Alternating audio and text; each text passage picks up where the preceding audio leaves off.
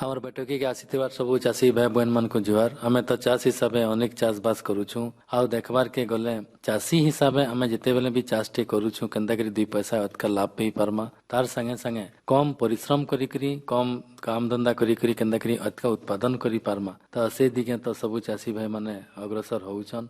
आ सब बेले गुटे सुविधा चाषी जे केंदा करी सुरुखुरु रे चाषटा हे जो बिना रोक पोक बेले कम परिश्रम करी करी केंदा करी अधिक लाभ पे पारबा। तो सेटा से चाहूथुसी। आ गोटे कथा है जे जेते बेले भी से चाष टे करूचे तार माने उत्पादन तो करी सारला ताके बिक्री भटा जदी बढ़िया सुविधा होचे तार से खुशी से चाष करसी। आ खुशी खुशी ती जेहेतु बिकी पारसी तो से चाष के करबा से आग्रह प्रकाश करसी। तो आज आमर बैठकी के हेंता गोटे जेनटा की विषय वस्तु हिचे जे आमे समन्वित कृषि समस्ते करबा लगी चेष्टा करूछु। तो समन्वित कृषि बेले गुटे कृषि थी अनेक प्रकार चाष केंदागिरी करपना गुटे जगह रे। तो जने माछ चाष संगे गोपालन करी पारबा, गोपालन करी करी छेली पालन भी करी पारबा, तार संगे धान चाष भी करी पारबा। तो एंता जेन चाष जनता लोकर संगे चाष उपरे से जोगाजोग करी पारुछन। तो जेनटा जहार उपरे निर्भरशील है जेनता की धान चाष टे करमा, धान चाष कले हमको पैन दरकार के पड़बा। तो पैन केनु मिलबा हमें पोखरी टे खुली करी यदि रखमा बने पैन हमको मिली पारबा समयाती। तो से पोखरी थी माछ चाष करमा। तो से थी केते बतक भी छाड़मा पहले एंता जिन आसला। तो एंता चाष जदि करबा बेले चाषी टे तो भल लाभ पे पारबा। तो हेंता जिन समन्वित प्रणाली रे चाष टे करूछु तो एंता हमें जदि धान के जिन एकला चाष करूछु तो धान जमी थी जेनता बहाल जमी थी पैन तो सबले समान थीसी आ पैन रो अभाव न होय। तो ई जिन बहाल जमी अच्छे बहाल जमी थी धान संगे माछ चाष केंता करी करमा आज से विषय थी हमर बैठकी कहबार ले आसीछन डॉक्टर नृसिंहचरण बारिक आज्ञा वरिष्ठ वैज्ञानिक और केंद्र मुख्य कृषि विज्ञान केंद्र बरगढ़ रु आसीछन। आज्ञा आपन को बैठकी के स्वागत जनाउछु। जुहार नमस्कार। तो पहला मोर चाषी उनको गुटे कथा कहूं जे ई जेन कथा पड़ी छे जेन धान संगे माछ चाषटा तो ईटा काणे चाषी भाई माने तो एटा नवा कथाटे जानुछन। तो से बाबरे टिके भल करी कहूं आमे याकू कहूछु धान सहित माछ चाष धान माछ मिश्रित चाष किंबा आमे याकू कहि परिबा धान खेतरे माछ चाष। तो एई प्रणाली रे धान चाष साथे साथे माछ को चाष करा जाए किंबा धान चाष परे सेई खेतरे समान खेतरे आमे द्वितीय थर धान चाष न करी आमे माछ चाष करिथाउ। तबे दुई प्रकार मध्यरु धान सहित मिसिकरी जोटा माछ चाष एककालीन हुए सेटा अधिक लाभदायी एवं से चाषी मानकु खाली धान चाष रु जेतिकी लाभ मिली थाए ताठारु अधिक लाभ देई थाए। तो आ गोटे कथा कहबे जे ई जेन चाषटा करूछन धान चाष थी तो माछ चाष मिसई करी करबे आपण से डुली मान के करबा ले कहले तो हिड़ माने जेनते की बड़ बड़ थीसी सेती पैन भल करी बानबे आ करबे। तो ई जेन प्रणालीटा अछि जेन चाष प्रणाली तो इतार उपकारिताटा काणे सेटा टिके कहूं। निश्चित आर बहुल उपकारिता अछि।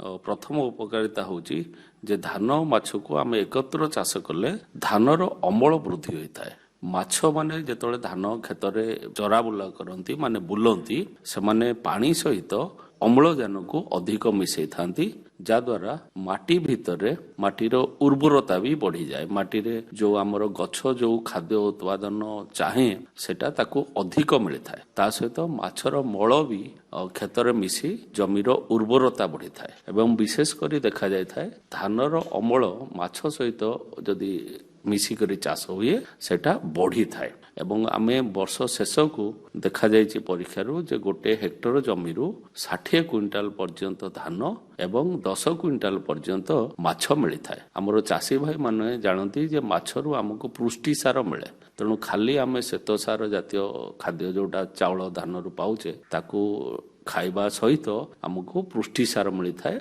एवं जो क्षेत्र आमे धान माछ चाष करू तार आड़ी बा बंध गुड़ारे जदि चाषी भाई माने पनीपरिबा चाष करिवे सेथिरु मध्य हमको किछि पोषक बा खाद्य मिली थाए। तेणु मोटामोटी भावे कहियाकू गले आम चाषी माने आ द्वारा संतुलित आहार पाई परिबे सेटा होची मुख्य जिनिस। आ गोटे गोटे अर्थनैतिक सुरक्षा मिले जे धान चाष परे आमे जो माछटा अमल हुए ताको सेथिरु बिकिकिरी चाषी भाई माने लाभ पाई पारचंती। देखा जायछि जे खाली धान चाष कले जेतिकी लाभ मिलिबो स्थल विशेष रे माछ अमल भल हेले तार 2 गुण लाभ धान एवं माछ चाष मिश्रित रु मिली पारिबो। एवं सबटु बड़ कथा हला ଆ ଦ୍ୱାରା ପରିବେଶ ମଧ୍ୟ ସୁରକ୍ଷିତ ରହିଥାଏ। ମାଛମାନେ ସାଧାରଣତଃ ଯେ ଧାନ କ୍ଷେତରେ ଯେତେବେଳେ ରୁହନ୍ତି ସେମାନେ ମଶାର ଯୋଉ ଶୁକ ଗୁଡ଼ିକ ଲାର୍ଭା ଗୁଡ଼ିକ ଥାଆନ୍ତି ତାକୁ ଖାଇକିରି ନଷ୍ଟ କରିଦିଅନ୍ତି, ଯାହାଦ୍ୱାରା ମ୍ୟାଲେରିଆ ଡେଙ୍ଗୁ ଭଳି ରୋଗ ବ୍ୟାପିବାଟା କମିଯାଏ। ଏବଂ ଏଥିସହିତ ବି ଧାନ କିଆରେ ବଢୁଥିବା ଯୋଉ ଘାସ ତାକୁ ବି ମାଛମାନେ ଖାଇଥାନ୍ତି, ଯାହାଦ୍ୱାରା ଯେମିତି ଆମେ କହିବା ଧାନର ଅମଳ ବଢିଥାଏ। ଏବଂ ସର୍ବଶେଷରେ ଯେ ଆମକୁ କମ୍ ସାର ଏବଂ କମ୍ କୀଟନାଶକ ଔଷଧ ପ୍ରୟୋଗ କରିବା ପାଇଁ ପଡ଼ିଥାଏ। ଯେ ଖାଲି ଯେ ଆମେ ମାଛ ଛାଡ଼ିଦେଲେ ଧାନ କ୍ଷେତରେ ହେବନି, ତାକୁ ବି ମଝିରେ ମଝିରେ ତାକୁ ଖାଦ୍ୟ ଯୋଗାଇବାକୁ ପଡ଼ିଥାଏ, ଯୋଉଟା ଜୈବିକ ଖାଦ୍ୟ। ତା ଦ୍ୱାରା ଧାନ ବି ଉପକୃତ ହୁଏ ଏବଂ ମାଛର ଅମଳ ବି ବୃଦ୍ଧି ହୁଏ। ଆଉ ଯେ ଗୋଟେ କଥା ଖାଲି ଏଇ ଯୋଉ ପ୍ରଣାଳୀରେ ଆମକୁ ଧାନ କ୍ଷେତର ଚାରିପଟେ ଗୋଟେ ନାଳି କରିବା ପାଇଁ ପଡେ। ସେଇ କ୍ଷେତର ମଝିରେ ମଧ୍ୟ ଚାଷୀ ଭାଇମାନେ ପୋଖରୀ କରିପାରିବେ। ଦୁଇଟାରୁ ଯେକୌଣସି ଗୋଟିଏ ପ୍ରଣାଳୀ ଅବଲମ୍ବନ କଲେ ସେଥିରୁ ଅଧିକ ମାଛ ଆଦାୟ ହେଇପାରିବ। ତ ଏଇଟା ତ ଭଲ କଥାଟେ କହିଲେ, ଧାନ ସାଙ୍ଗେ ସାଙ୍ଗେ ତାର ଉତ୍ପାଦନ ସାଙ୍ଗେ ସାଙ୍ଗେ ଆମେ ମାଛ ବି ଉତ୍ପାଦନ କରିପାରମା। ତ ଯେନ୍ଟା କି ଚାଷୀ ଭାଇ ମାନେ ଦୁଇଟାକେ ବିକି କରି ଅଧିକା ଦୁଇ ପଇସା ପାଇପାରିବେ। ତ ଇ ଯେନ୍ ପହଲା ଚାଷଟା ହେଲା ଧାନ, ତାର ପରେ ହେଲା ମାଛ। ତ ଏଇ ଦୁଇଟାକେ ମିଶେଇକରି ଯେତେବେଳେ ଗୋଟେ ଜାଗାରେ ଚାଷ କରାହଉଛି, ତ ଇଟାକେ ତ ଗୋଟେ ଚାଷୀଟେ ଯଦି ବି ଚାହିଁବା ଚାଷ କରବାର ଲାଗି ଆରମ୍ଭ କରବା ବେଲେ ସେ ଇ ଚାଷକେ କେନ୍ତା କରି ଆରମ୍ଭ କରବା, ଆଉ ଇଟାକେ ପର୍ଯ୍ୟାୟକ୍ରମେ କାଣା କାଣା ଦରକାର କରସି ସେଟା ଟିକେ କହ। ପ୍ରଥମତଃ ଏଇ ଯୋଉ ଧାନ ସହିତ ମିଶ୍ରିତ ମାଛ ଚାଷ ଏଇଟା ଆମର ମଝି ଆଳି କିସମ ଜମି ବା ବାହାଲ ଜମିର ହୋଇପାରିବ, ଯୋଉଠି ପାଣିଟା ରହିପାରୁଥିବ ବା ଆଉ ଆମେ ତାକୁ ଅଟକେଇକି ରଖିପାରୁଥିବା। ତ ପ୍ରଥମତଃ ସେ କ୍ଷେତ ଚାରିପଟେ ଆରିଟା ଟିକେ ଉଚ୍ଚା ଥିବା ଦରକାର, ଯେମିତି ପାଣିଟା ତାକୁ ସେଇଠି ସଂରକ୍ଷିତ ହେଇ ରହିପାରିବ ଏବଂ ବନ୍ଧ ବୁଡ଼ିକିରି ଯାଇପାରିବ ନାହିଁ। ଯଦି ବନ୍ଧ ବୁଡ଼ିଯିବ ତା ସହିତ ମାଛ ପଳାଇବେ। ତେବେ ସର୍ବପ୍ରଥମେ ଏଇଟା ଚାଷୀ ଭାଇମାନେ ଦେଖିବା ଦରକାର। ଦୁଇରେ ଯୋଉ ଧାନ କିସମ ଚାଷ କରିବେ ସେଟା ଆମର ଦେଶୀ ଧାନ କିସମ ହବା ଦରକାର ଏବଂ ଜୈବିକ ଉପାୟରେ ଚାଷ କରିବା ଦରକାର। ଧାନ ଚାଷ ପୂର୍ବରୁ କ୍ଷେତକୁ ଭଲ ଭାବେ ଖରାଦିନେ ଚାଷ କରି ସେଥିରୁ ଯୋଉଟା ପୁରୁଣା ଖୁଣ୍ଟି ମୂଳି ଥିବ ଏବଂ ଅନାବନା ଘାସ ଥିବ, ସବୁଦିନିଆ ଘାସ, ତାକୁ ଉପାଡ଼ି ଦେବେ ଏବଂ କ୍ଷେତରେ ଅତି କମରେ ଗୋଟେ ହେକ୍ଟରକୁ 4ରୁ 5 ଟନ କହିଲେ 50 କୁଇଣ୍ଟାଲ ଗୋବର ଖତ ବା ପିଡ଼ିଆ ଜାତୀୟ ଖତ ଦେବେ। ଏବଂ ଧାନ କିସମ ଦେଶୀ ହେବା ଦରକାର, ଡେଙ୍ଗା ହେବା ଦରକାର ଏବଂ ସେଇଟା ଅଧିକ ଅବଧି ବିଶିଷ୍ଟ, ଯେମିତିକି 150ରୁ 160 ଦିନିଆ ହେଲେ ଭଲ। ଏବଂ ପବନ ହେଲେ ଯୋଉଟା ପଡୁନଥିବ, ଯାହାର ମୂଳ ଟାଣ ବା ନଡ଼ା ଟାଣ, ସେଇଭଳି ଦେଶୀ କିସମ ଧାନ ଚାଷୀ ଭାଇମାନେ ନେବା ଦରକାର। ଏବଂ ମଝି ମଝିରେ ମାଛଙ୍କୁ ଖାଦ୍ୟ ଦେବା ପାଇଁ ଆମର ଯେମିତି କୁଣ୍ଡା ଏବଂ ବାଦାମ ପିଡ଼ିଆ କିମ୍ବା ସୋୟାବିନ୍ ପିଡ଼ିଆ ଏସବୁକୁ ଦେବା ଦରକାର। ଏବଂ ଯୋଉ ଜାଆଁଳ ଛାଡ଼ିବେ ଆପଣ, ସେ ଜାଆଁଳଟା ଆମର ଦେଶୀ କିସମ ହେଲେ ଭଲ। ଭାକୁର, ରୋହି, ତିଲାପିଆ ଏଇସବୁ ଜାତୀୟ ମାଛକୁ ଆପଣମାନେ ଧାନ ସହିତ ଚାଷ କରିପାରିବେ। ଏବଂ ଗୋଟିଏ ଏକର ପାଣିରେ 4000 ଯୋଉଟା ଆମର ଆଙ୍ଗୁଠି ଆକାରର ମାଛ ଜାଆଁଳା, ଫିଙ୍ଗରଲିଙ୍ଗ ଯାହାକୁ ଆମେ କହୁଛେ, ସେତିକି ଛାଡ଼ିଲେ ଆମେ 6 ମାସ ମଧ୍ୟରେ ସେଥିରୁ ଅଧିକ ଉତ୍ପାଦନ ପାଇପାରିବା। ଏଇଟା ତ ଭଲ କଥାଟେ କହିଲେ ଯେ ଆମେ କେନ୍ ପ୍ରକାର ମାଛ କର୍ମା। ତ ଯେନ୍ ମାଛ ଚାଷ କଥା କହିଲେ, ଆମର ଫିଙ୍ଗରଲିଙ୍ଗସ୍ କଥା ଯେନ୍ଟା କହିଲେ, ତ ଏଥି କେନ୍ କେନ୍ ପ୍ରକାର ମାଛ ଆମେ ନେଲେ ଭଲ ହେବା ସେଟା ଟିକେ କହ। ହଁ, ଯେ ଏଇ ଯୋଉ ପ୍ରଥମତଃ ମାଛ ଯୋଉଟିକ ଯେମିତି ଆମର ଦେଶୀ ମାଛ ଅଛନ୍ତି, ଯୋଉଟିକ ଶିକାରୀ ମାଛ, ସେମାନଙ୍କୁ ଆଦୌ ଏଇ ପ୍ରଣାଳୀରେ ଚାଷ କରିବା କଥା ନୁହେଁ। ଏମାନେ ପ୍ରଥମତଃ ରହିଥିବା ମାଛକୁ ଖାଇଦେବେ ଏବଂ ଅଧିକ ବର୍ଷା ହେଲେ ସେଗୁଡ଼ିକ ଡେଇଁକିରି ଅନ୍ୟତ୍ର ପଳାଇଯିବେ। ତେଣୁ ଆମେ ଶିକାରୀ ମାଛ ଚାଷ ନ କରି ଯେମିତିକି ତିଲାପିଆ, ରୋହି, ଭାକୁର, କାଠିପୋଳା ଏଇଭଳି ବା କରାଣ୍ଡି, ଆମ ଏଇ ସବୁ ଯୋଉଟା ଆମର ସ୍ଥାନୀୟ ମାଛ, ତାକୁ ଚାଷୀ ଭାଇମାନେ ଏଥିରେ ଚାଷ କରିବେ। ଏବଂ ସବୁଠୁ ତିଲାପିଆ ଭଲ। ଏବଂ ଆମର ଯୋଉ ଦେଶୀ ମାଛ କିଛି ଅଛି, ଯେମିତି ମାଗୁର ହଉ ବା ସିଙ୍ଗି ହଉ, ଏଇସବୁ ମାଛ ଟିକେ କମ୍ ଦିଶେ, ଯୋଉଟା ତଳେ ରହେ, ପଙ୍କରେ ବଢନ୍ତି, ସେ ତାକୁ ବି ଚାଷୀ ଭାଇମାନେ ଏଠି ଚାଷ କରିପାରିବେ।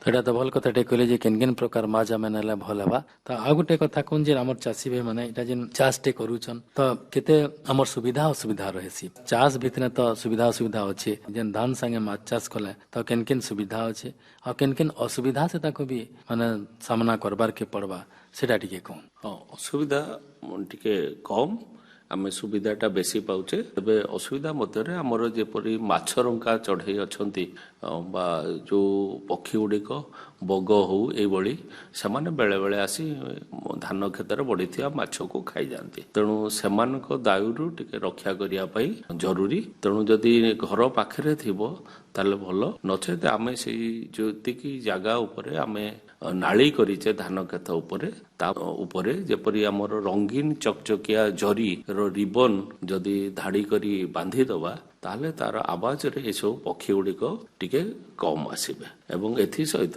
ଆମର ନାଳି ଖୋଳିବା ପାଇଁ ମଧ୍ୟ ଚାଷୀଙ୍କୁ କିଛି ଅର୍ଥର ଆବଶ୍ୟକତା ପଡ଼ିଥାଏ ତ ସେ ଅସୁବିଧାକୁ ଦୂର କରିବା ପାଇଁ ଚାଷୀ ଭାଇମାନେ ବାହାଲ କ୍ଷେତରେ ଯୋଉଠି ଅଳ୍ପ ଖୋଳିଲେ ପାଣି ଜମିଯିବ ସେଇଭଳିଆ କ୍ଷେତକୁ ଯୋଉଠି ଆରି ଥିବ କ୍ଷେତର ସେଇଭଳିଆ କ୍ଷେତକୁ ଧାନ ଏବଂ ମାଛ ଚାଷ ପାଇଁ ଚୟନ କରିବେ। ହଁ ଯୋଉଟା ଆପଣମାନେ ଜାଣିଥିବେ ବିଲେଇ ଭଳି ଗୋଟେ ପଶୁ ଯିଏକି ତାକୁ ଆମେ ଓଧ କହୁ ସେ ପାଣିରେ ବୁଡ଼ିକିରି ମାଛକୁ ଖାଇଯାଏ ତ ସିଏ ବି ମାଛର ଗୋଟେ ଶତ୍ରୁ ତେଣୁ ତାକୁ ଟିକେ କଣ୍ଟ୍ରୋଲ କରିବା କଷ୍ଟ କିନ୍ତୁ ଆମେ ସେଇ ନାଳି ଉପରେ ଯଦି ଜାଲ ବାନ୍ଧିଦବା ଯୋଉଟା ପତଳା ଜାଲ ତାହେଲେ ସିଏ ଆଉ ଭିତରକୁ ଯାଇକରି ମାଛକୁ ଧରିପାରିବ ନାହିଁ ତ ଆମେ ସବୁ ବିକଳ୍ପ ମାନେ ଯୋଉ ଶତ୍ରୁମାନଙ୍କୁ ଦମନ କରିବା ପାଇଁ ଯାହା ସବୁ ଆମର ଦେଶୀୟ ଏବଂ ଆଧୁନିକ ପ୍ରଣାଳୀ ଅଛି ସେଗୁଡ଼ିକୁ ଅବଲମ୍ବନ କରିବା ଏବଂ ମାଛ ଧାନ କାଟି ସରିଲା ପରେ ଆମେ ମାଛକୁ ତୁରନ୍ତ ଅମଳ କରି ଖାଇବା ନଚେତ ବଜାରରେ ବିକିକିରି ଲାଭ ପାଇପାରିବା। ଏଇଟା ତ ଭଲ କଥାଟେ କହିଲେ ଯେ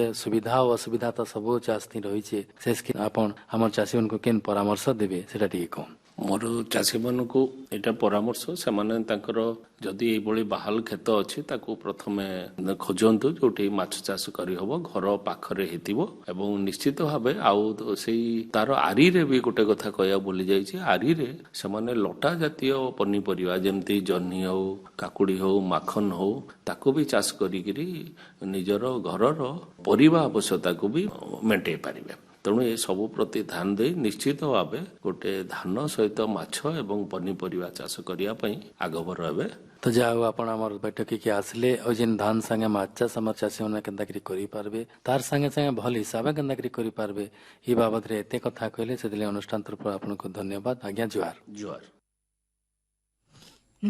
ବୈକୁଣ୍ଠ ହଁ ନାନୀ ଶୁଣଲୁ ତ ପୁରାପୁରି ଶୁଣଲି ନାନୀ देख तो आजका केड़े सुंदर करी आज्ञा बुझेई करी कहले आर बड़खा दादा गले गुट गुट करी सबू पचरे चन्ने गे ଇଚରେ ଭଲ ବଢିଆ କଥା ଜାନି ହେଲା ନାନୀ ଦେଖ ତ ଇ ଧାନ ଚାଷ ସାଙ୍ଗେ ଆମେ ଇ ମାଛ ଚାଷ ବି କରିପାରମା ଏକା ସାଙ୍ଗେ ଜି हाँ परे ए देख धान काटी दला उतारू नहीं के आमर खेत खला पड़िया पकई दउचु नहीं हेले केनटा गुटे एंता फेर काना करी करी ए करूचु हेले ई जन धान थिबार संगे संगे ହଁ ए ई जन माछ करबाटा इटा तो दुई आड़िया लाभ है ना ପୁରାପୁରି है कि नहीं ଆର୍ ସେ ମାସ ମାନଙ୍କର ଯେନ୍ଟା ରହେଲା ବୋଲ ତ ସେତି ବି ସେଟା ଧାନ ଚାଷ ଲାଗି ସେଟା ସାର ହିସାବେ କାମ ଦଉଛି ताहरू आर गुटे मुखिया कथा काना देंचु କାଣା ନାନୀ ई जेन गुड़िया गुड़ी हे जाउछन बेसी हमर गाँ गली शहर मान के भी हैं नहीं हे जाउछन के हेले धान चाष संगे जदी माछ चाषटा कले नहीं के ई गुड़िया बियार नहीं हुन कमी जिबे